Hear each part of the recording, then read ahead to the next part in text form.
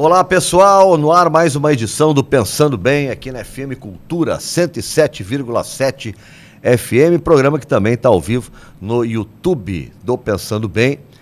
E para quem quer ver depois com imagens e tal, está nos vendo aqui no estúdio da ProHub, na FAMEC, no estúdio panorâmico. Juremir Machado da Silva hoje estava complicado estacionar, porque eu acho que voltaram as aulas, né? Tava bombando, a FAMEC tá mais bonita, cheio de gente caminhando, tá muito legal. Mas deve ser outra explicação. As aulas contam, mas de toda maneira, no fluxo normal das aulas, não chega a engarrafar. Deve ter alguma coisa mais. Será que era a nossa presença aqui, então, que aumentou? Deve ser, com certeza. Não, eu acho que está todo mundo andando de carro para poder usar as buzinas para comemorar o título do Internacional. Ai, tristeza. Eu acho que tem gremistas do outro lado. Tem gremista na mesa. Tem. Eu sou gremista não praticante. Olha, as duas Cláudias são gremistas. Duas eu Cláudias. sou praticante. Praticante. Então atuante. doeu mais. Então doeu mais. Deu muito, tá doendo ainda. Cláudia Tages, escritora, roteirista, seja bem-vinda. Obrigado, Cláudia. Obrigada, Nanda. Obrigada, Juremir. E a Cláudia Demarque está lançando esse livro aqui, ela já teve, foi ano passado que eu acho que teve com a gente, né, Cláudia? Ano passado.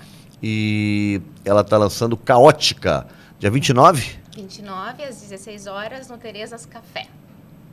E é cheio de temas interessantes. Eu abri assim, aleatoriamente, e caí numa crônica que começa assim: o amor é superestimado. Dá para fazer um programa inteiro, aí até uma tese de doutorado sobre o assunto. O amor é superestimado, Cláudia Demarque? Eu acho que é, porque assim, a gente fala, por exemplo, em relacionamentos, casamentos, né, básico. Você é padrinho de casamento nesse sábado. Ai, parabéns. Isso ainda existe. Isso é legal, isso é muito bom. Isso é porque muito eu também, bom, além bem dessa... contente, estou honrado. Eu adoro. Se Parabéns tem festa, então eu adoro. Parabéns a Claudiane e ao Leandro Minoso, que se casam neste sábado em Portão. Parabéns, não os conheço, mas desejo felicidades. E outra coisa, assim, antes de eu falar do amor superestimado, é a questão de que a gente precisa, para bem viver qualquer relacionamento, qualquer amor, de certas ilusões. A gente tem que amar, achar que ama uma pessoa a ponto de pensar que você vai ficar com ela até o fim da vida. Né? A gente não casa com alguém pensando em divórcio, sabe? Ou em ciúmes e coisas desse tipo. Eu levo a sério aquela frase, sério. como é que é, até a morte que o separe. Eu não. Eu levo, tanto que eu estou casado há 35 anos. Nossa. Meus parabéns. E feliz. Mas não é a regra, né? A regra é que as pessoas se decepcionem porque as pessoas estão em constantes mudanças. Mudança constante. Então eu posso Vinícius de Moraes atualizou essa máxima. Ele deixou que seja eterno enquanto dure. Exato. Mas a minha meta é que dure para sempre. O melhor eterno é o que dura para sempre. O eterno raiz. Eu acho que todo mundo gostaria disso. Eu também acho. É claro. Olha quantos problemas a gente não ia ter que viver se os nossos amores durassem para sempre. Eu também casei querendo que durasse para sempre. E não durou. Mas pelo menos houve sinceridade suficiente para reconhecer. O teu livro é um livro da tua vida, das tuas experiências, é autobiográfico?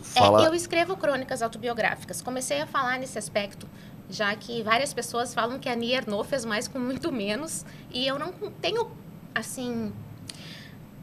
As pessoas acham a minha história interessante e eu acho que eu não tenho essa autoestima toda para fazer uma autossociobiografia, escrever um livro só falando de mim. E daí eu me escondo atrás do gênero. Eu consigo falar de mim através das crônicas, né? Não parece que eu estou... Ai, nossa, minha história é tão interessante que eu vou escrever sobre isso. Mas, na verdade, o que eu faço, né? É uma salvação. E sobre a superestimação do amor, é porque é a superestimação do amor num relacionamento a dois. Amor é ótimo, eu posso te amar. Mas se eu não te cuidar, se não te respeitar, se não tiver a noção de que pode terminar, que é isso que faz com que a gente preste mais atenção no outro, não vai adiantar só o amor. Só o amor é muito lindo, mas não faz funcionar. Cláudia Tages, que também é uma grande cronista, que tem aí investigado, como se diz, a alma das mulheres e dos homens. O amor é superestimado? Eu nunca tinha pensado nisso, mas eu acho que talvez quando a gente é jovem é superestimado, né? Porque daí tu deposita todas as esperanças e ilusões em cima daquilo. Depois, com a maturidade, para não dizer velhice, eu acho que, não sei, hoje em dia, assim, se tiver um amor e um jogo do Grêmio, mentira, eu vou no jogo.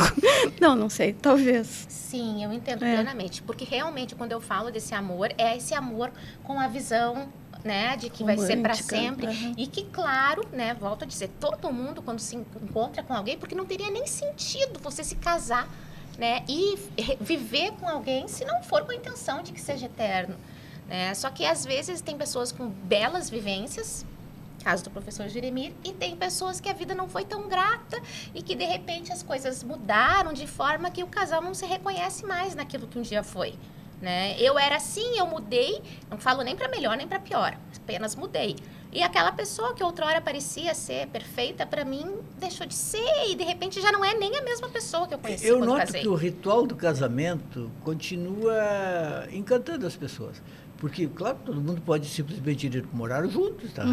Muitas vezes as pessoas já estão morando juntos há 2 anos, 3 anos. Vamos casar. Tem uma espécie assim de magia do ritual do casamento. Civil, religioso, os dois. Concordo. O casamento ainda mobiliza as pessoas. E rituais são bonitos. Eu sou, né, até tem uma crônica no blog do Nando, que eu estou colaborando com muita humildade. Ele me falou.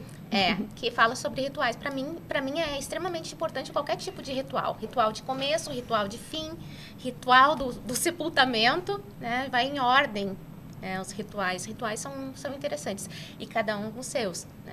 Cada um com o que considera um ritual. Não precisa ser um ritual que todo mundo considera como um casamento, embora seja importante. Mas acho que rituais, eles servem para alguma coisa.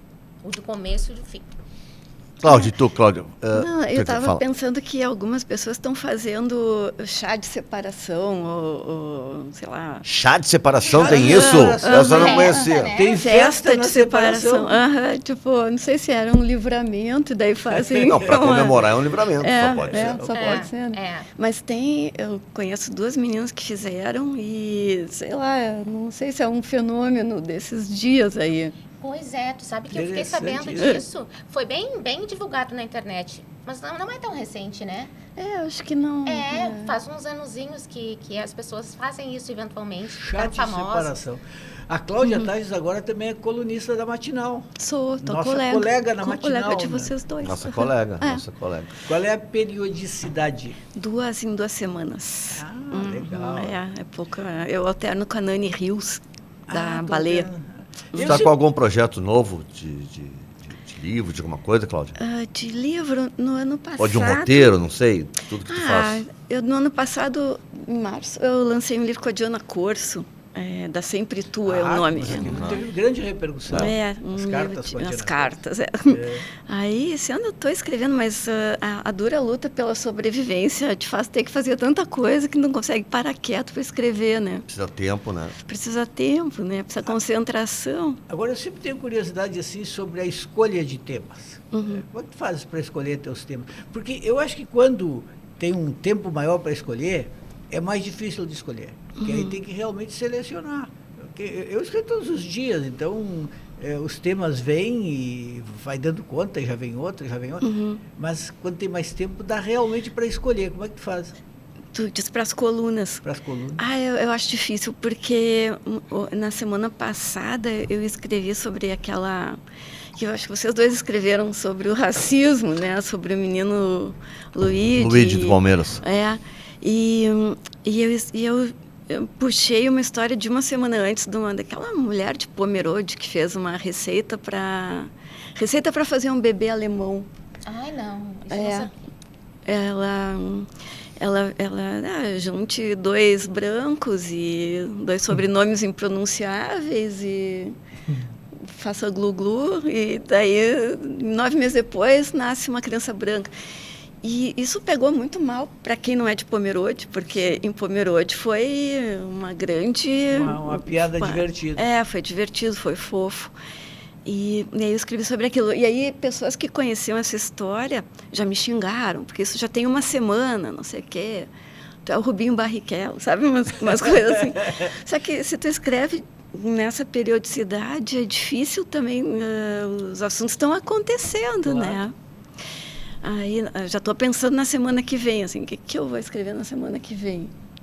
Um assunto que causou muita polêmica no Brasil nos últimos dias foi quando o presidente Lula Aham. chamou a Gleisi Hoffmann, presidente do PT, que tinha se tornado ministra, chamou de bonita. É. Tinha um contexto todo, Bolsonaro tinha dito antes que as petistas eram feias, Isso. e aí o Lula resolveu dizer, não, nós temos petistas bonitas.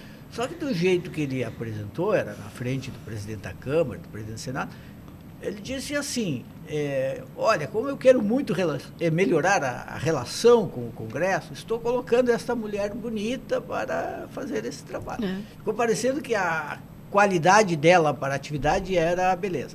Mas não era exatamente, mas a frase ficou meio torta. Houve exagero na reação, o Lula mereceu as pauladas que levou por causa da frase machista? Isso, eu acho que houve exagero, assim, porque se a Gleisi tivesse aparecido naquele dia, né, mas todo mundo sabe que ela é faca na bota, né, que ela não leva desaforo.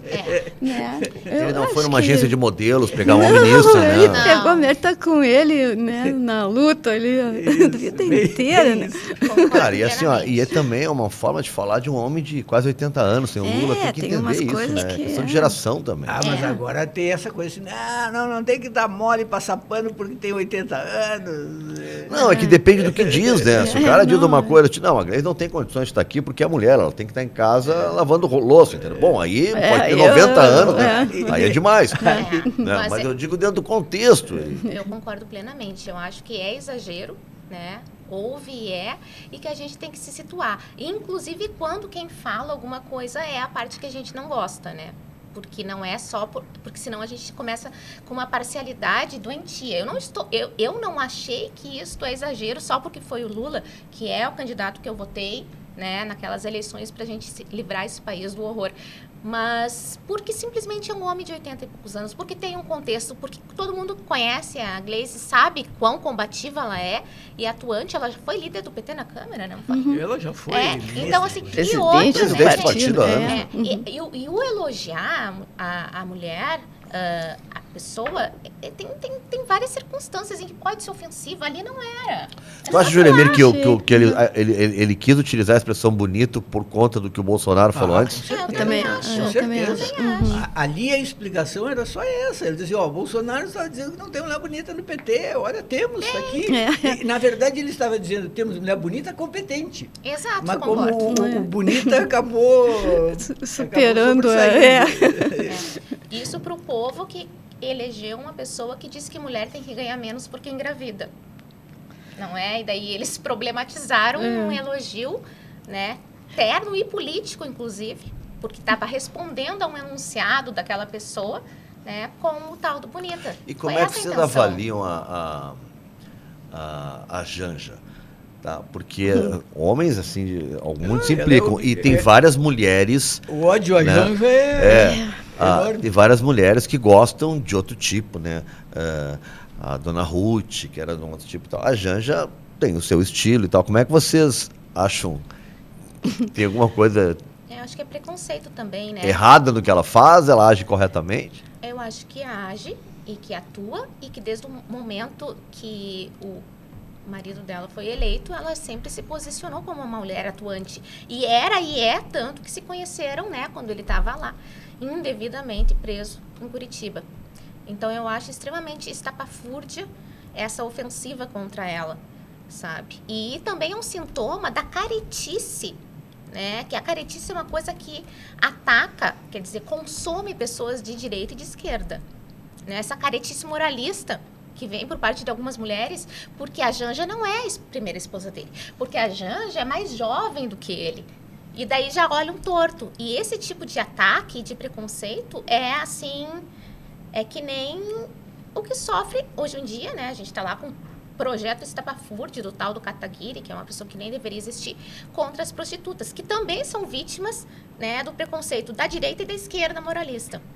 E é o mesmo caso. Eu acho que tem muito ali um pouco de ressentimento. Parece que as pessoas veem nela a mulher mais jovem que o marido conheceu depois de se separar ou durante o casamento, não vem ao caso. Mas é uma projeção também.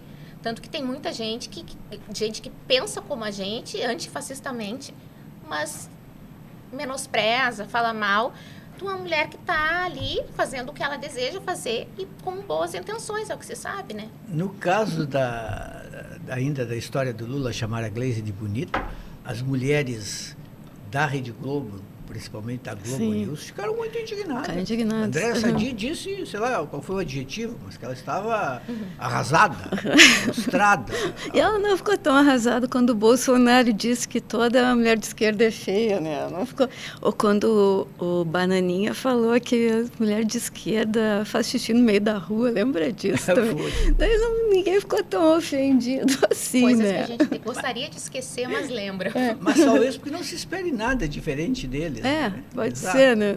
Bolsonaro que ele diga uma grosseria enorme é o banal. Já nem dá notícia, Já aquela nem- história de notícia é aquilo que surpreende. O Bolsonaro dizer Uma porcaria não é inédito. não.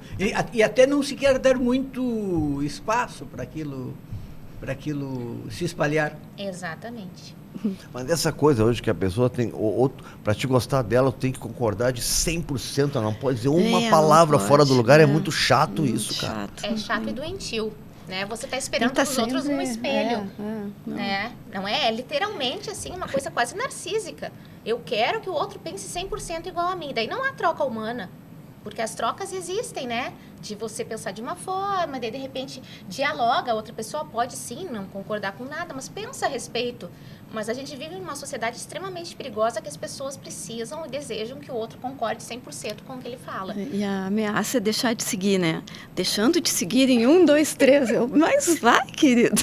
Mas então, Isso é meu adeus que te prende. o tamanho do ego, né? Claro, É. vai mudar a minha vida. Vai mudar quer a minha deixar de me vida, seguir. né? É. O cara acha que isso é uma notícia, manchete. Vou deixar de te seguir. Ah, porque a pessoa É. nossa, como assim? Tô Fulano deixou de me arrasada, seguir? A vida perdeu sentido pra mim. As pessoas ficam ali em busca daquela recompensa. Postei alguma coisa, não teve likes, não teve nada, é uma tragédia. Exatamente. Primeiro, eu fico de olho nessas partes de redes sociais, é só ali no canal do YouTube, se teve ou não teve ação, é porque esse paga, entendeu? Esse paga por visualização, então é o único que me interessa se teve. Monetização é uma coisa. Porque agora, o Instagram, ele é... Claro, a não ser que tu venda, patrocina, as pessoas fazem isso normal, um monte de gente vive monetizando no Instagram. Mas não é uma plataforma que te pague por visualização, por exemplo.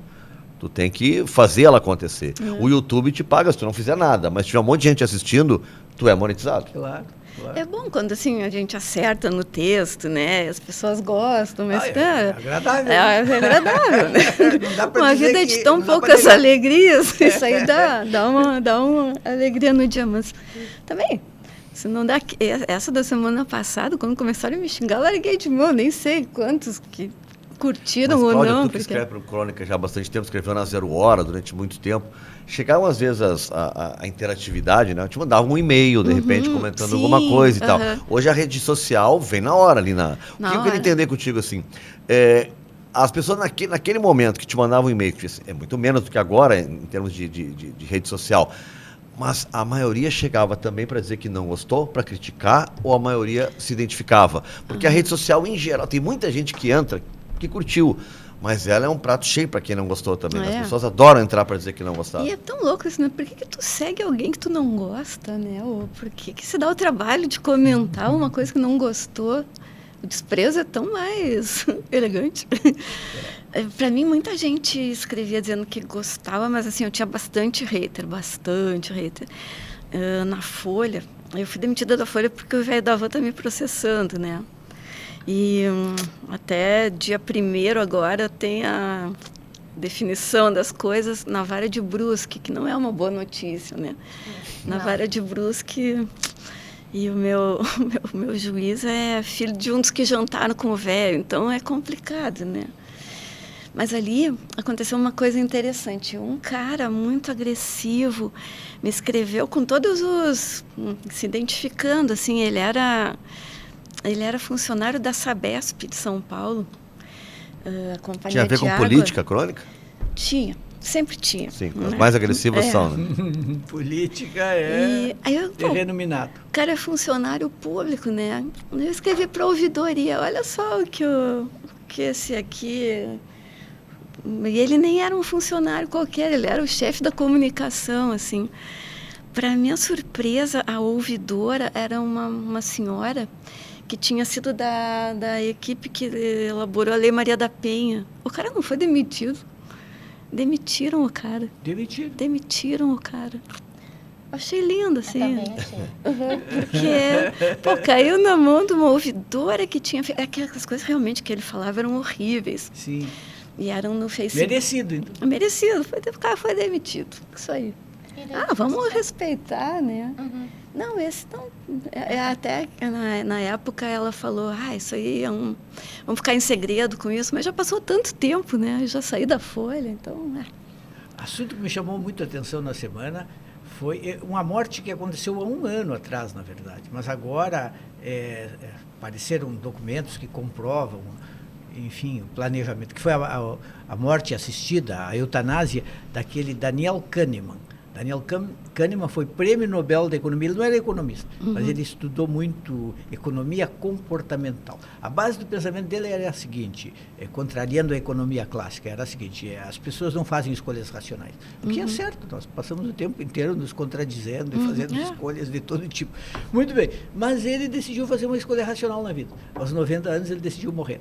Mas o que me impressionou foi o seguinte, é que ele não tinha uma doença terminal, ele não estava vegetativo, nada, ele até mesmo declarou antes de ir para a Suíça que ele ainda estava curtindo muitas coisas da vida e tal, mas que como os rins dele estavam em estado calamitoso, e ele iria ter problemas com isso, já estava tendo lapsos de memória, ele tinha decidido morrer.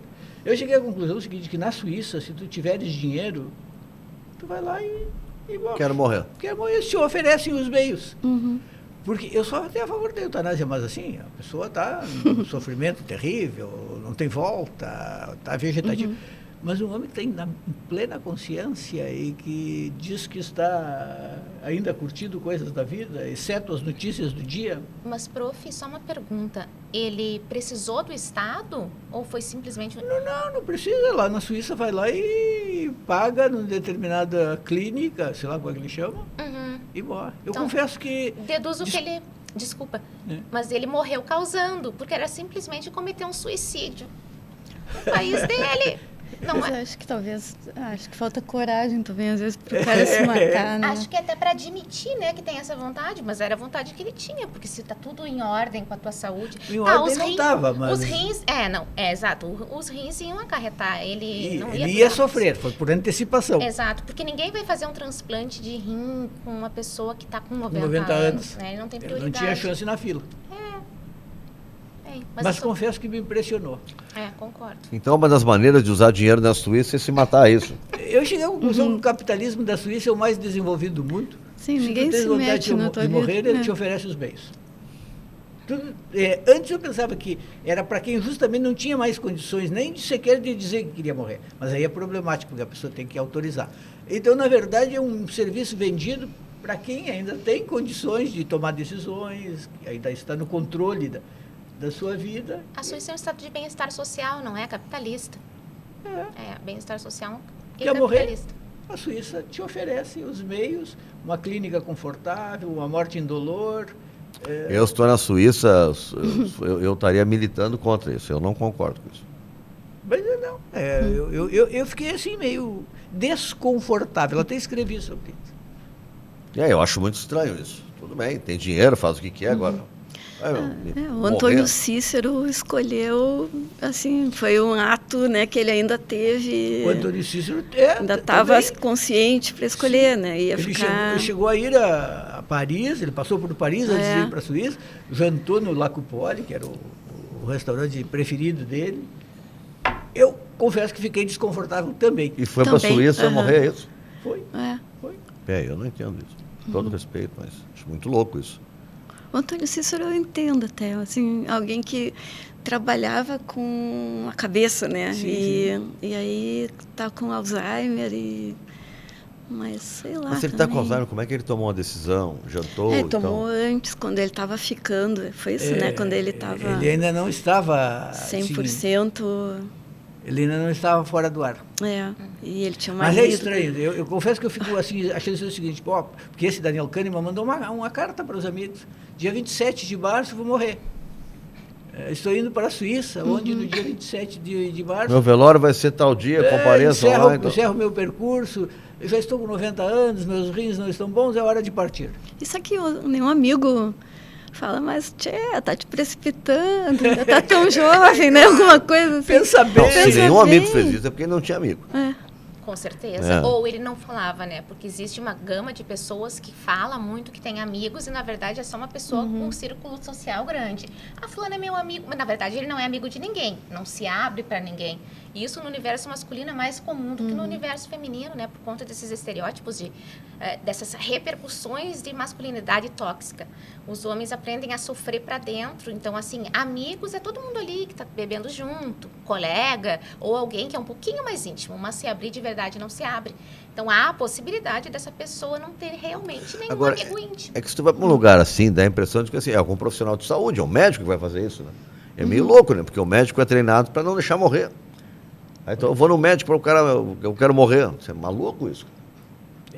Eu não tenho nada contra. Inclusive, no livro eu conto de um episódio que eu tive. Eu não tenho nada contra a pessoa decidir se ela quer ou não viver, se ela está cansada, se ela quer partir. Sim, isso é uma circunstância. Só que é a circunstância que precisa do arbítrio da pessoa e não envolve Estado, não envolve amigo, não envolve medicina, não envolve médico. Tá? Eu acho que as pessoas podem. A gente tem que parar de... quando a gente cria certo estigma em algumas questões, a gente acaba não falando de questões que precisam, sobre as quais a gente precisa falar, porque não são, assim, coisas raríssimas de acontecer, né? E dentre os quais o caso da pessoa que deseja, né, enfim, partir desta para uma melhor ou para nenhuma. Normalmente Passa um rolo, Juliano, com esse negócio aí.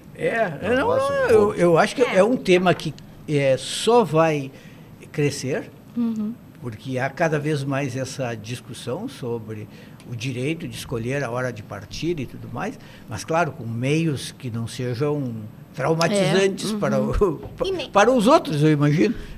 Para os outros é complicado, né? Se tem os outros em volta, concordo. né? Não, ninguém precisa saber desse tipo de coisa, assim. Acho que muito menos uma pessoa sair de um país, ir para um outro e ainda contar, né? Eu fico muito pasma hoje em dia quando a gente ouve certas coisas. Eu comento muito com a minha mãe.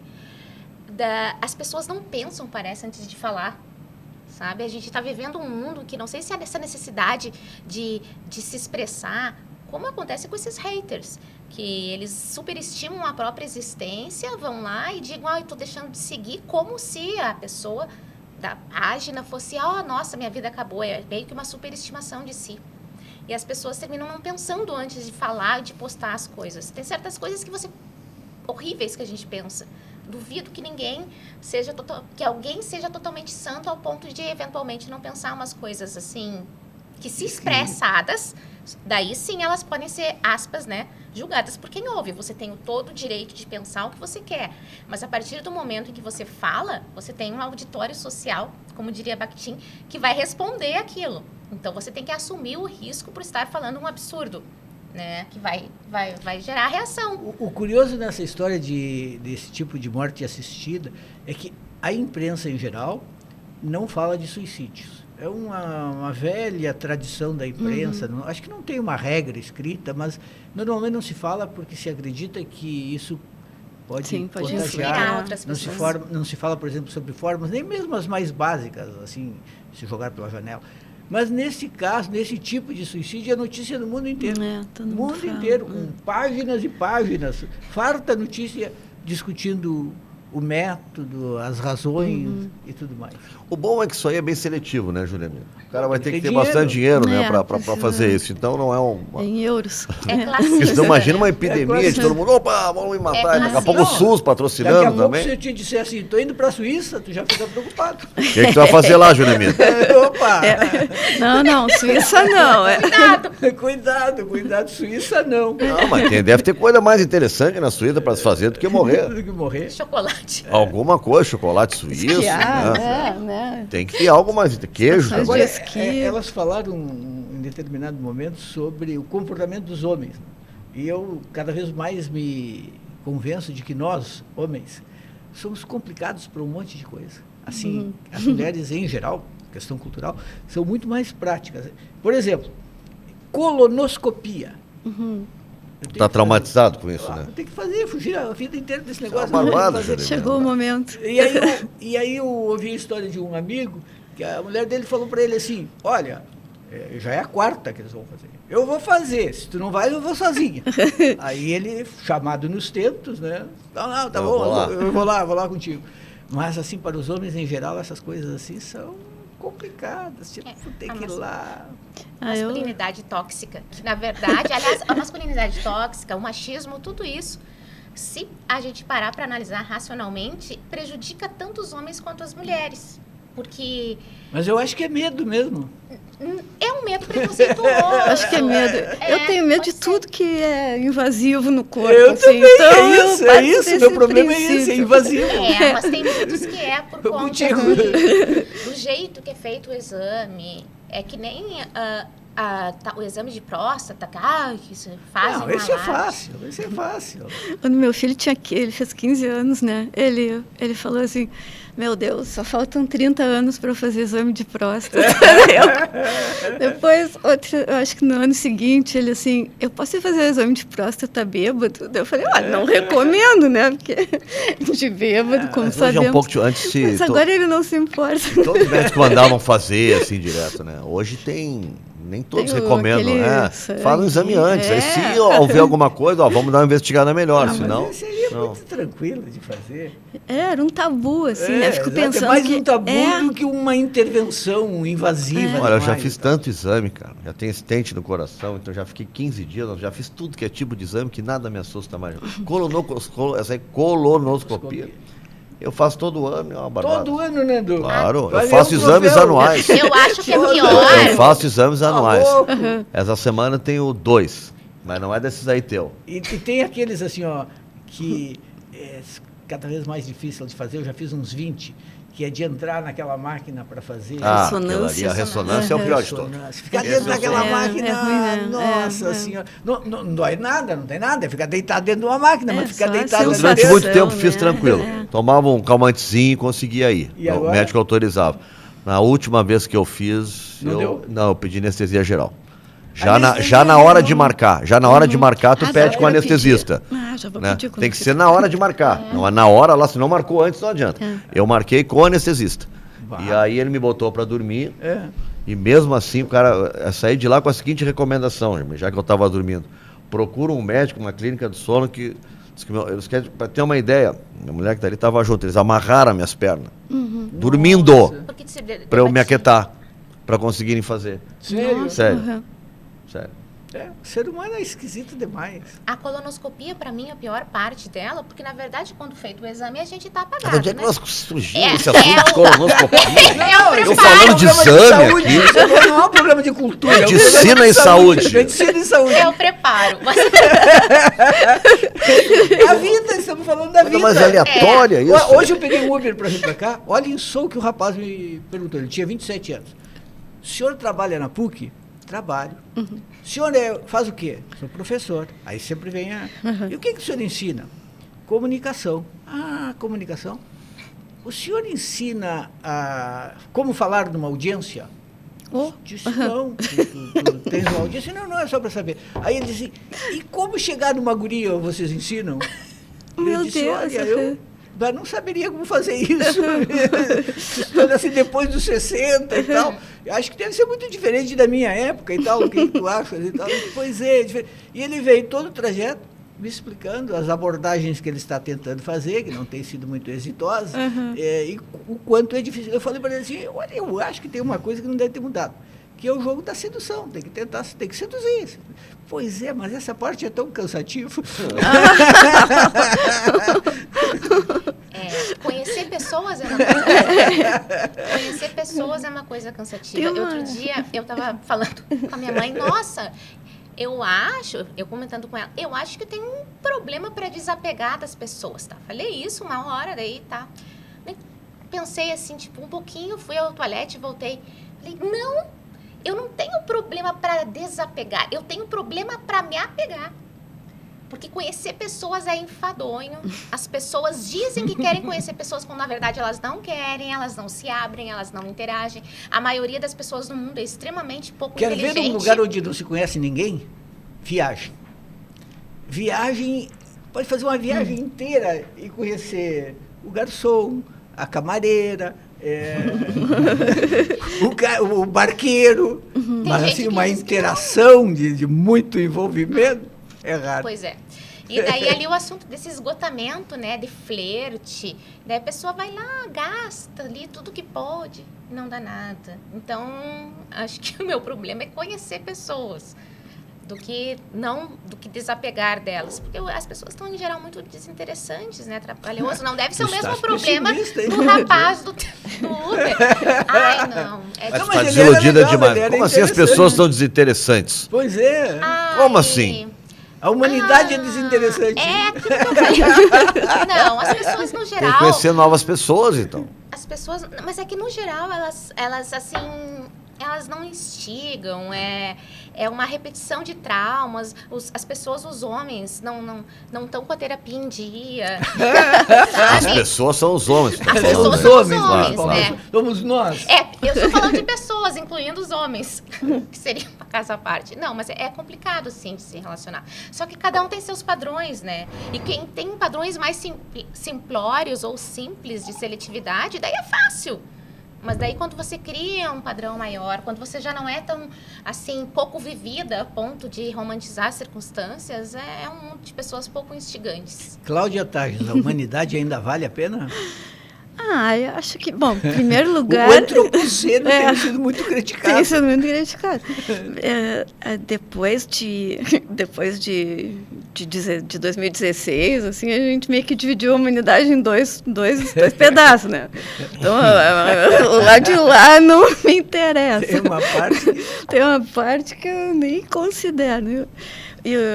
Não, brincadeira, tenho amigos de direita, assim, não casaria com ninguém de direita, mas tenho amigos de direita. Parabéns. Tu és uma pessoa tolerante. Eu sou uma pessoa tolerante, Depende também, né? Então, mas eu acho que às vezes está faltando sabe, ler um livro, né? Ver um filme que não seja da Marvel. Talvez eu acho que isso às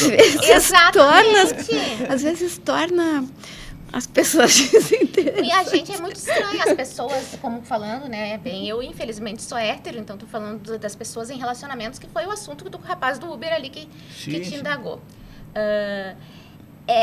Essa questão, tipo, dos filmes da Marvel, as pessoas, elas, é sempre a mesma história, é difícil achar alguém que se destaque, que leia, que tenha curiosidade, que questione, sabe?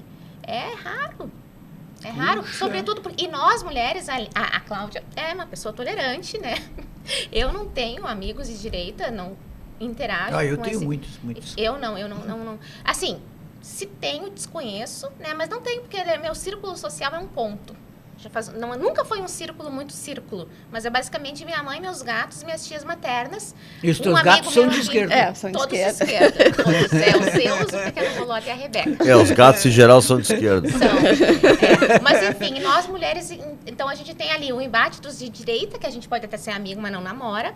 E daí na esquerda, às vezes a gente toma umas bombardeadas, que são aqueles que eu me referi até numa crônica que eu escrevi no Telaton e texto do Nando, que daí a gente tem os esquerdomachos, que é aqueles que prometem muito, assim, que eu sou, né, tipo promessa de campanha, muita promessa e não entregam nada. Esses são mais perigosos que o de direita. 4 em 4 anos a gente vê isso sempre no Brasil. O de direita a gente já fica cheio de dedos, né? Tipo um polvo, sai. Mas o esquerdomacho é sorrateiro. Daí quando tu vê lá... Ela tá desiludida com... Quando eu chego esquerdomacho... não. Caótica, então, é um nome que descreve muito teu momento. Tua de fase. 2020, momento a encerrar-se. Cláudia, estou te convidando para o lançamento do meu livro. Se eu soubesse que ela vinha, teria trazido um para ti. Desculpa, eu não sabia. Não, eu esqueci de trazer o meu também. Eu tinha que ter avisado. Não, mas eu disse, eu vou te o Juremir, esse cara de produção é meu. Ele resolveu assumir, e aí esquece de fazer as coisas. A gente ajuda e ainda recebe esse tipo de recompensa. Esquerdomacho. Esquerdomacho. Tóxico. Enfim, esse livro, ele tem esse nome, inclusive, porque ele traduz os anos, né, de 2022 a 2024, meus. Ele terminou de ser escrito e compilado, porque na verdade é um conglomerado de crônicas. Conglomerado foi bom. Conglomerado é um compilado. De crônicas é boa, é um compilado de crônicas.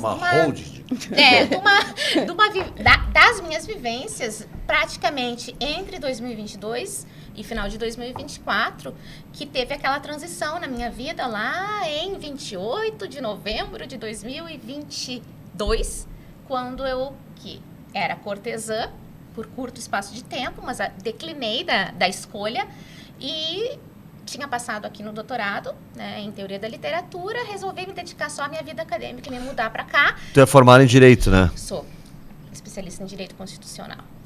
E vir para Porto Alegre, tinha uma pessoa com a qual eu me relacionava que era casada. E a partir dali eu comecei a entrar numa fase que eu chamo... Esse livro vem no final de março, né? E não são as águas de março fechando o verão, mas é março fechando o meu período invernal. Ou também pode ser infernal, que é a mesma coisa. Que foi esses 2 anos, trocando o V pelo F fica igual. Que eu tive um relacionamento com uma pessoa comprometida. E esse livro encerra esse capítulo horrível da minha existência.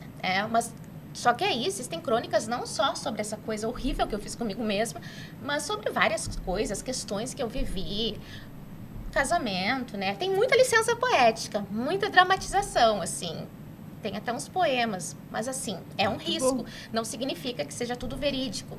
Mas ele encerra essa parte horrível que foi para mim, desde agosto de 2022 até meados de 2023, daí teve uma resvalada em 2024, mas enfim, estou me recuperando da traição auto-impingida que eu sofri e que é horrível. Né? Não estou em recuperação, não sei se vou me curar um dia, mas caótica, pelo menos assim, é um ritual. A gente estava falando de rituais, para mim é um ritual.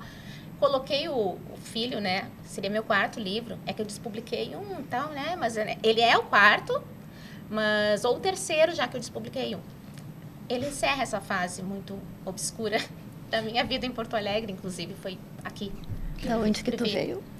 Eu sou natural de Passo Fundo. Daí, eu me tornei acompanhante em 2016 e fui noticiada aqui, no Brasil inteiro e fora do Brasil também. E daí, em 2020, por conta da pandemia, eu e minha mãe sempre comigo, voltamos de Brasília para Passo Fundo. E eu, que já estava falida, resolvi falir um pouquinho mais estudando. Daí fiz um semestre de História, de repente fui... Meu ex-orientador, na época, ele é meu ex-professor lá da graduação em Direito. Olha, tem esse curso, me sugeriu um curso, que era sobre a interface literatura e direito. E eu descobri o Fausto, do Christopher Marlowe, e me apaixonei. Daí fiz um projeto, entrei no mestrado, fiz o mestrado, e já a minha intenção era esperar uns 6 meses e ainda continuar a minha vida, que já estava morta, na verdade, de acompanhante. Eu fui me entediando, saí daqui para Brasília, porque eu não ficava com ninguém nesse lugar, né? Cheio de fascista. Na verdade, o que eu fiz mais foi estar fora em pessoas, foi isso. Então, daí eu fui cansando, eu vou estudar. Daí fiz a seleção aqui, que foi antes de defender a minha dissertação lá. Tá fazendo mestrado aqui na PUC. Doutorado. Perdão, doutorado aqui na PUC. Imagina. Mas Estou fazendo doutorado e eu falei mestrado. Me mata, né? Não. É chamar um desembargador de juiz. Ela já é mestre. Eu não sou juiz, eu sou desembargador. Ela já é mestre, agora ela está quase... Então a minha vida é bem... Tá, Júlio, mas tu trabalha com isso todo dia, tu sabe a importância disso. Tem que Do saber, mestre, tem que saber do doutor. a diferença entre uma dissertação e uma tese. Agora tu foi longe, mano. Foi longe. Agora eu fui Eu só fiz uma confusão entre Agora mestrado foi e doutorado. Eu trocaria o nome, entendeu? Pra mim, o primeiro seria o doutorado, o segundo o mestrado. Porque eu acho o nome mestre muito maior do que o doutor. Porque no Brasil todo mundo é doutor. Tu entrevista qualquer dirigente de futebol do Internacional e do Grêmio é doutor. Qualquer figura é doutor, Ou tudo professor, bem. né? Agora, o professor é qualquer um doutor. Não, Agora, mestre, opa, mestre com carinho. Defendeu bem essa tese. Eu faria uma inversão, Jeremy. Tá certo? Não, Faria eu doutorado e acho que depois o top seria o mestrado. tem que apresentar essa proposta. Tanto que eu pretendo, sabe disso? Eu tenho uma ideia de fazer um mestrado, Pode ser. mas nenhuma ideia de fazer o doutorado. Porque eu quero ser mestre, entendeu? Porque eu não quero ser rebaixado doutor depois. Também. Quero ser rebaixado doutor. Qualquer lugar. Quero chegar no auge que é ser mestre. Qualquer lugar que chega num restaurante desses que tem o guardador do carro e tal, ele te chama de doutor, ele nunca te chama de mestre. Eu nunca te chamei de doutor. Às vezes Eu te chamo de mestre. professor e mestre. Às vezes chama de mestre. Eu chamo o Jeremir às vezes de professor, agora tá lembrando, por acaso, e mestre, mas doutor nunca chamei. Não, né? Não, mas isso é um problema. Às vezes eu participava de algumas mesas com advogados e desembargadores, todos eram doutores, menos eu que era doutor. É que tá. Eles eram doutor. Acontece isso mesmo. A galera do direito não é Jeremir, fácil. tu que é um cara assim, forte aqui dentro, com Um prestígio. um prestígio na casa. Leve essa minha reivindicação adiante, por favor. Pode ser o início de uma grande mudança. Eu tenho que ver qual é o fórum adequado, talvez o CNPq, a CAPES, deve Ministério ser. da Educação. É Ministério da Educação. Cláudia, repete, é dia 29. 29. Que dia da semana que é Vai isso? ser num sábado. Sábado. Sem ser neste sábado, no próximo, encerrando o mês. Tá, na livraria Vai ser no Terezas Café, Terezas Café. Tá. Onde é que fica, Rio Branco? Rio Branco. Cláudia Tages, tu e a Diana Corso fizeram ali uma troca de cartas, tu já comentaste aqui, que teve grande repercussão, virou peça de teatro e tudo mais.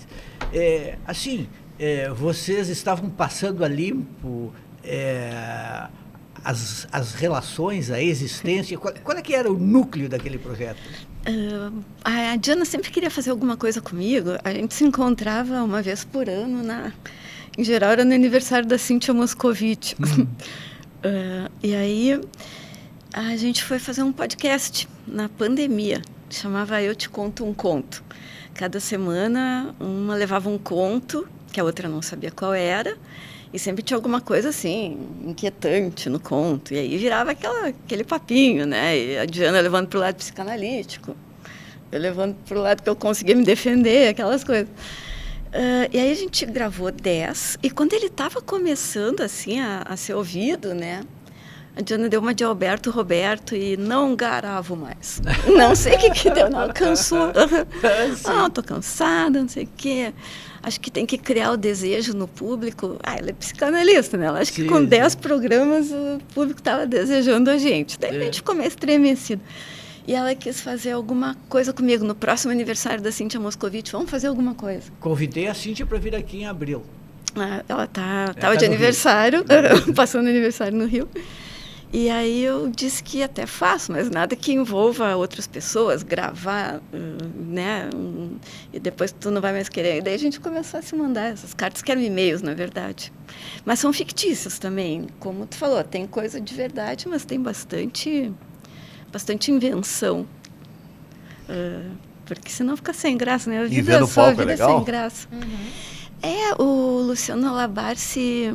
Digo, tu, escritora, ver aquilo no palco é legal? É legal, dá um estranhamento, assim, né? Porque daí o Luciano escolheu as cartas e tal.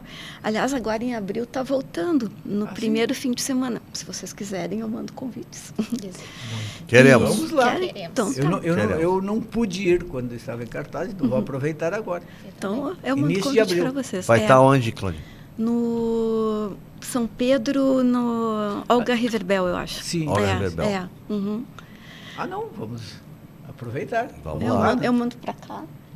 E o Luciano é craque, muito bom. O Luciano, onde ele bota o dedo, fica legal também, né? E era a Sandra Dani, que é ótimo. É ótimo.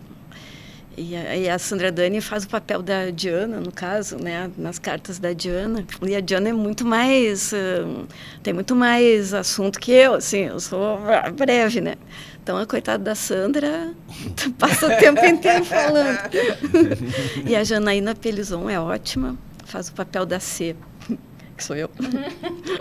Mas foi interessante essa ideia, né? Foi bem interessante. Eu vi que teve muita repercussão. Foi aquela coisa também. A gente pegou numa época boa em Porto Alegre que não estava acontecendo muita coisa, daí também dá assunto, né? Cláudia, tu escreve sobre crônicas há muito tempo, mas escrever sobre mulheres. A mulher que tu escrevia alguns anos atrás, hoje escrever sobre mulher é muito diferente? O que nós queremos saber é o seguinte: vocês colocaram bastante defeitos aí nos homens, agora fale dos defeitos das mulheres. Mudou muito escrever sobre mulheres de hoje. Nossa, A mestra Cláudia a nossa corporação falará. aqui. A corporação de vocês. A mestra Cláudia. É que eu acho que as mulheres melhoraram. Esse que é o meu problema. Não consigo falar mal agora, porque acho concordo. que melhorar, assim, acho que todo mundo Os está homens melhorando. pioraram. É que os homens, como as mulheres melhoraram, eu acho que os homens tiveram O homem é meio Rubinho Barrichello, que a gente chamaram. Ele demora um pouco mais a chegar a entender, a processar as coisas. Também deixar pelo caminho camadas e camadas de privilégios. É difícil. Exatamente. Difícil, Essas camadas, né? Parece Como um assim coração vamos tirar no tudo isso maço. agora? É aquilo. Né? Os homens, normalmente, assim, dos 55, 50 anos em diante, essa geração. Olha o etarismo. Isso.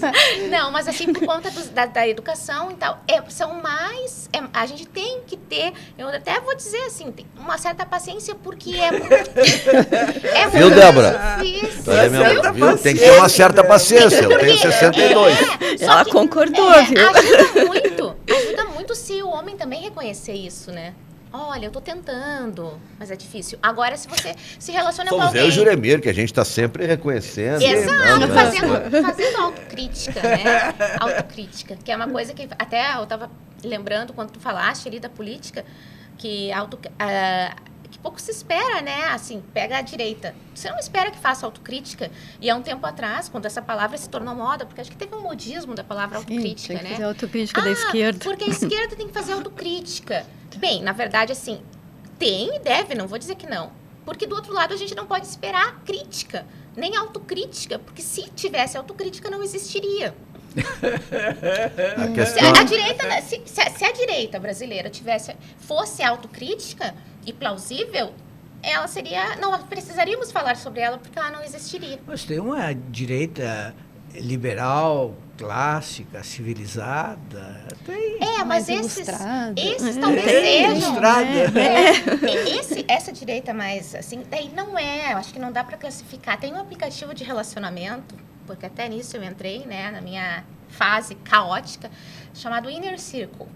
E lá eles têm um termo para essa direita que não é, né? Como é que ela é chamada? Moderado. Moderado. Moderado. Lá é um aplicativo de relacionamento, mas tem essa possibilidade. É uma banda de hip hop, né? É o que eu escuto. Moderado. Eu não sabia que era nome de aplicativo. Quem? Uma banda de hip hop. Moderado. Nossa, É não sabia. um oxímoro. É ótimo. Agora, tem aquela coisa assim, né? Quando se fala do que a gente falou, Janemir, como é que vamos tirar nossos direitos assim, mas em várias áreas, né? Se a gente pegar o que aconteceu essa semana, tu falasse da questão do menino Luigi, né? Que escreveu uma crônica sobre isso. A presidente do Palmeiras, ela disse que ameaçou saída, vamos tirar os brasileiros da Conmebol e vamos para a CONCACAF, que é uma outra confederação. E aí perguntaram para o presidente da Conmebol o que ele achava do que a Leila teria dito. Aí olha a frase que ele usou para dizer: a Libertadores sem o Brasil seria o Tarzan sem a Chita. Não tem explicação, né? Esse aí... Ai. Não tem explicação, né? Sabe, Quer dizer, tem, né? O assunto era racismo e ele usou essa expressão. Quer dizer, então, e aí, qual foi a justificativa dele? É o que o está dizendo, ele está acostumado. Não, é que isso é uma frase comum, sempre se falou isso. Quem é que não fala sei no Tarzan hoje em dia, né? Em Pra 2025? começar. Quem conhece ainda o Tarzan já revela a idade. Não, e eu lembraria até, não sei, na minha época, ele não tinha uma namorada que era a Jane, eu acho, Tarzan. É, Eu lembraria até o Tarzan sem a Jane, com a Sem a Chita. Jane. A frase era assim, sem a É Jane. aquilo que eu falo das pessoas que falam o que elas deveriam parar, assim, sabe? Na hora de externar. Não vou falar isso. As pessoas têm que pensar antes de falar, Mas eu acho que gente. pensou pra falar, não é sem querer que ele fala um Tu troço achas? desse. Pois Eu talvez, acho. né? Mas é sem noção total. Sem noção né? nenhuma. Sem noção. É uma coisa, assim, de não pensar nas coisas básicas. Essa questão do esporte, do racismo, é complicado porque nós temos... O presidente esse cara, por exemplo, ele é paraguaio. Tá? No Paraguai não é crime racismo. Né? Não é crime. Em vários lugares não é. Né? Então os caras, eles adotam aquilo. Sabe qual foi a pena para o caso do Luigi, aquele que a gente falou? $50 mil do clube. E o clube, na Libertadores do ano que vem, a competição sub-20, não é do time principal, os 2 jogos de portões fechados, foi isso. Ou seja, nada. Mas verdade seja dita, um parêntese. A maioria dos crimes de racismo aqui no Brasil, eles são diminuídos para injúria racial. No Brasil é crime, mas a condenação é raríssima, né? E detalhe, é crime para inglês ver, porque estão praticando toda hora, com frequência, e ninguém fala nada, nem faz, e é simplesmente um horror. Mas assim, mas no futebol o Brasil ainda é uma ilha nisso. O Brasil é isolado nisso. Por mais que não se faça nada e tal, tu já viu aqui esse que está no Grêmio agora, o De Sábado, ficar preso. Nossa, Tu viu outros jogadores ficarem presos. Tá trabalhando, né? É um absurdo. De Sábado ficou preso aqui no caso do grafite. E outros que já vêm para cá. Então, o Brasil, né, mesmo que... O que falta aqui? A Espanha está bem atrasada. Muito Bem atrasado. Uhum. O Vinícius Júnior não Todos ganhou a os bola de ouro sentidos, por né? isso, né? Na primeira vez. Assim, agora ele não ganhou a bola de ouro. Lá a última, Ele ganhou o troféu FIFA. Ele não foi lá o racismo sempre teve, os caras aceitavam, né? Ficavam chateados, mas ninguém comprava a briga, até que o Vinícius Júnior resolveu chamar pro mundo, né? Que é a turma ova. E aí bagunçou. Terminou, gente. Chegamos no final. Muito boa conversa. Muito bom. Cláudia, tem algo teu para divulgar, assim, que tu vai fazer nos próximos dias, que todo mundo tem que saber? Tem a peça da Sempre Tua, agora eu acho que é 4 de abril. Já agora no início de abril. No Olga Reverbel, sei que já tem ingressos à venda no Simpla. E o pessoal te encontra sempre na matinal também? Na matinal, de 2 em 2 semanas, para me xingar, ou de preferência não. E quando vocês me chamarem, estou aqui também. No Instagram, Cláudia Tages mesmo, @Cláudia Tages. Tá bom. Cláudia Demarque, lançando Caótica, então dia 29, 6 da tarde? Às 16 horas, a partir das 16 horas. 4 da tarde, tá. Café. Isso. 4 da tarde, a partir das 16 horas. Estou convidando só um grupo seleto de pessoas mais íntimas para irem mais tarde. Tá legal. Mais tarde Dá uma mão brindada. Então tá, Júnior. Apesar de ter me deixado... Vai começar o Campeonato Brasileiro. Dia 29 começa. 29. No dia do evento da Cláudia. Não tem como esquecer. Inter e Flamengo. No Maracanã. Maracanã. Sempre fui Flamengo. Eu também. Para, Cláudia. Flamengo até morrer. Isso que eu sou gremista, não praticante. O Grêmio começa contra quem? Atlético Mineiro. Só para essas duas Cláudias que vieram aqui, vamos dizer saudações coloradas. Saudações coloradas. Saudações gremistas. Cláudia, obrigado. Cláudia, muito obrigado. Parabéns pelo trabalho de vocês. Valeu. Obrigada. Pensando bem, volta na semana que vem, olha aqui, sempre que nós temos essa parceria também com a Matinal Jornalismo, com a revista Parentes, do professor Luiz Augusto Fischer. Com a Durg Sindical, do nosso querido Sandro lá, tá sempre de olho na gente. E também aqui com a PUC, né, que nos oferece essa estrutura linda aqui do estúdio da ProHub, nesse estúdio panorâmico. Inteira para cá agora, tá bonito, tá animado aqui todo o térreo. E a PUC bombando culturalmente, com muitos eventos, né? Teve esses dias a peça do Gregório do Vivier aí também. Teve, é verdade, tá. verdade. Ele deu entrevista aqui pro Barbereiro. A cultura pulsa na PUC. A cultura pulsa na PUC. Tchau, gente. Até semana que vem.